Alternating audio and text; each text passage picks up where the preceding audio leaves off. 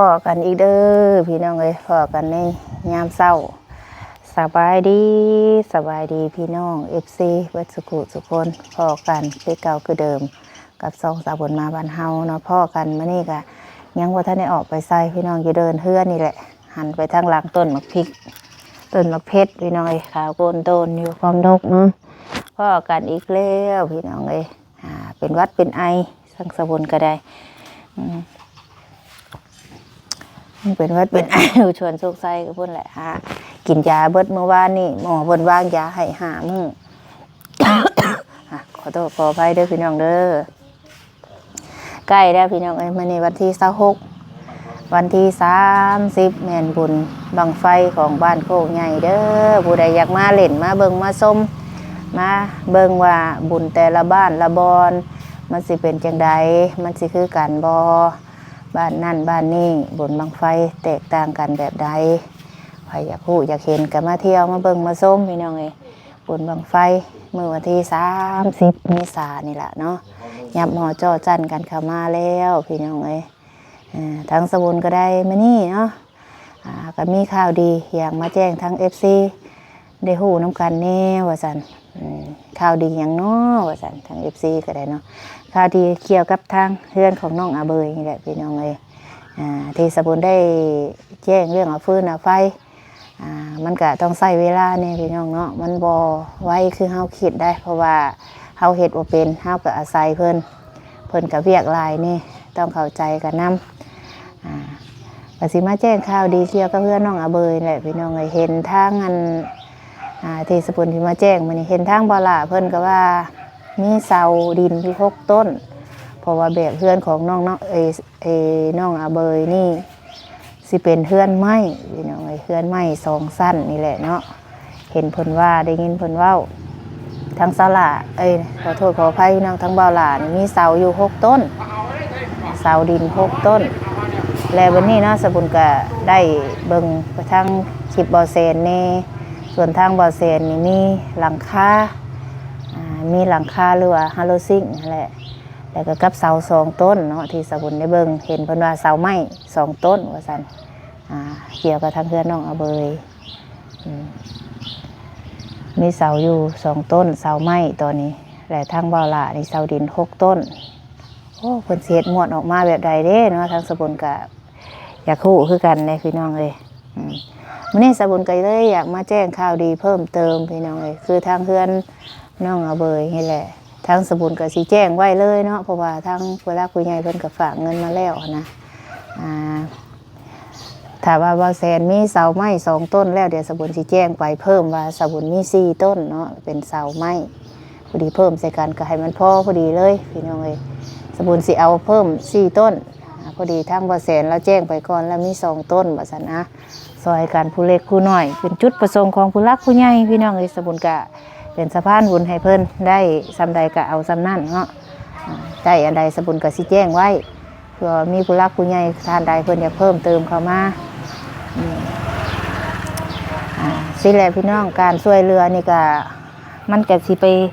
ถึงใจวัตถุทุกคนก็เป็นไปบ่ได้พี่น้องเอ้ยมักไผชอบมันเนาะ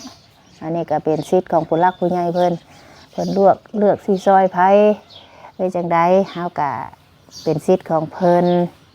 เป็นสิทธิ์ผู้ใหญ่เพิ่นเป็นจุดประสงค์ของเพิ่นมักซอยก็เฮาก็เป็นสะพานแห่งบุญให้เพิ่นเฮาก็มีหน้าที่ตรงนี้เนาะสบุญก็ยินดีเป็นสะพานบุญให้ผู้ใหญ่ทุกท่านเนี่ยสบุญก็เป็นมาหลายบอนแล้วเนาะอันนี้ก็เป็นเพิ่นอยากให้ไปช่วยทั้งนี้สบุญก็ไปก่อนไปตามเรียกตามงานสบุญก็ได้คือทางน้องอาเบยก็เพิ่นก็ตามสไตล์ของเพิ่นนั่นแหละพี่น้องเอ้ยเล็กน้อยบ่มีคนบอกคนสอนก็แม่นอยู่โดดเดียวก็แม่นบ่มีผู้อบรมจักสิว่าจังใดเนาะสบุญก็ได้แต่ลูกเฮาเองก็ยังบอกบ่ได้นะไปบอกลูกคนอื่นก็จักก็ซ้ำที่บอกได้สบุญก็ได้เนาะเฮาก็เฮ็ดหน้าที่เป็นสะพานบุญให้เฮาก็บ่ได้บอกหยังหลายดอกเขาก็เฮาก็บอกซ้ำเฮาบอกได้นั่นแหละบ่อยากเว้าหลายว่าผู้นั้นดีผู้นี้บ่ดีแต่ลูกในใส่เฮาเองก็ยังบอกยากเนาะ นะจังใดก็ถ้าว่าสมมุติว่าผิดพลาดประการใดขอโทษขออภัยเนาะก่อนอื่นก็ขอขอบคุณขอบคุณทางเอื้อยพรเพิ่นหลายๆเด้อเนาะเงินที่เพิ่นฝากมาเอาไฟให้แหละพอดีสบุญไล่เบิ่งแล้วถ้าว่ามันเหลือไฟนี่เพิ่นให้ซื้อเสาไม้เลยว่าซั่นสบุญไล่เบิ่งแล้วก็คือสิเหลืออยู่มีแต่รุ่นไปน้ำกันอีกพี่น้องเอ้ยเพราะว่าเฮาสิจ่ายค่าไฟไปก็10 ล้านกับ5 แสนเนาะบัดนี้เสาเฮาก็บ่ฮู้ว่ามันสิต้นเท่าใดเฮาก็เบิ่งก่อนถามราคาเสาเบิ่งก่อนว่าเสาต่อนี่มันสิจักเม็ดก็สิประมาณที่เคยเห็นก็สิประมาณ3 เมตรเสาต่อก็สิประมาณนี้พี่น้องเอ้ยเดี๋ยวเบิ่งก่อนว่าทางเพิ่นสิเฮ็ดตอนใดทางเฮาก็บ่ฮู้ดอกว่าทางเขาบ่ล่ะเพิ่นสิเฮ็ดจังใดเนาะเห็นแต่ว่าเพิ่นแจ้งไปว่ามีเสา6 ต้นแล้วว่าซั่นแต่ก็บ่ฮู้ว่าเพิ่นสิเอามามื้อใดก็มีติดตามเบิ่งทางบ่ล่ะนํทางเฮาก็ได้สมุนก็แจ้งไว้ซ้ำนี้ซะก่อนเนาะว่าสิมีหยังเพิ่มเติมมาก็ลุ้นกันไปนํกันอีกเทื่อนึงสมุนก็ถ้าว่ามีหยังสมุนก็สิมีมาแจ้งไว้มื้อนี้สมุนก็บ่ฮู้ว่าสิได้ออกไปทางใดบ่ก็ยังบ่ฮู้คือกันเนาะตอนนี้ยังนั่งอยู่เฮือนอยู่มาเปิดคลิปอยู่นี่แหละพี่น้องเอ้ยขอขอบใจขอบคุณขอบคุณ FC ที่เข้ามาให้กำลังใจสบุญเด้อขอบคุณขอบคุณทั้งเอื้อยทั้งอ้ายทั้งไอที่นี่เนาะเพิ่นก็แซดมาให้กำลังใจอยู่เห็นทั้งน้องไปไกล ทั้งเอื้อยน้อยนี่พี่น้องเอ้ยแล้วก็ทั้งเมนูคำสอนเนาะที่ว่าอยู่น้ำสบุญตลอดเพิ่นก็คอยโทรมาตักเตือนไปให้ความห่วงใยทั้งเมนูคำสอนก็ได้เพิ่นก็เคยช่วยเฮามาเฮาก็นับถือเป็นพ่อเป็นแม่พี่น้องมื้อนี้เห็นทั้งพ่อซกไส้ว่าสิหามโต๊ะออกมาพี่น้องเลยเพราะว่าเทต่อออกไปสิเอาโต๊ะหินที่ว่าทั้งเอ้ยน้อยเพิ่นซื้อให้แต่ปีกายแหละปีกายไปซื้อตั้งไว้ในมื้อนี้สิเอาออกมาตั้งนอกก่อนเพราะว่ามันมีหลังคาแล้วเนาะเดี๋ยวสกุลสิกลับกล้องกันสิกลับกล้องมันมีหลังคาแล้วพอดีพ่อซกไส้ตอนออกไปทั้งพุ่นเทปูนต่อออกไปพุ่นให้แล้วต่อมาบ้านนี่เดี๋ยวใกล้สีหอดบุญกันไปทั้งบ้านน้องเอาเบยฝนตกพี่น้องขี่โตมบ้าต้องในรถนะจะหนูเป็นตาเอาเดี๋ยวเราสิหามโต๊ะออกมา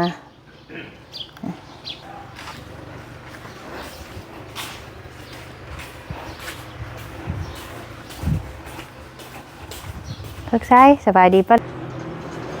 สบายดีปะลุงสบายดีป้าดูเม็นยังลูกอันนี้เม็นยังอันนี้ฟังไฟฟังไพ่มือได้บุญใหญ่นะลูกใช้หูอยู่บ่เช้าแรกไข่นะหันหน้าว่าจะดีในลูกละเช้าละบ่ลูกใช้เช้าละบ่เอ้าคือบ่ฮู้เช้าแล้วฉันนะว่าเบิ่งเนี่ยจนจ่อยเนาะเอ้ยมื้ออื่นไปตัดผมเนาะลูกเด้อมื้ออื่นตัดผมรอเด้อเพิ่นสิเอาบุญน่ะเด้อฟังไฟหน่อยนางไอ้เพิ่นใช้บังเท่าไดโชคนี่จักพันบาง20,000ชื่อใช้นี่เอาชื่อใช้นี่ชื่ออีกบ่ชื่อให้นี่เอาอีกบ่เอาอีกกระหันแต่ที่เหมือนได้ดีฮะว่าเอาจับดีขันอยากได้อีกนะว่ามันม้วนเลยเอาอีกบ่ให้น้องให้สุกสิคือบุชุกบ่หมักม่วงนี่ฉกชัยวันวิทย์นี่ก็ได้เข่าโรงเรียนแล้วฉกชัยบ่ได้เข่าโรงเรียนหลายมื้อก็แต่ไปนอนโรงหมอผู้น้อยฉกชัยเนาะอื่นตัดผมเด้อลูกเด้อผมยาวเลยตัดผมรอเบิ่งเงยหน้าเห็นเบิ่งนี่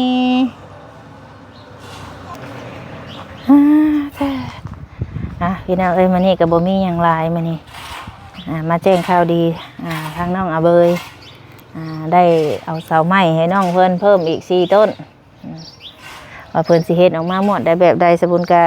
บ่ฮู้นำคือกันเนาะอันนี้ก็ขึ้นอยู่กับทางผู้รักผู้ใหญ่ท่านใดเพิ่น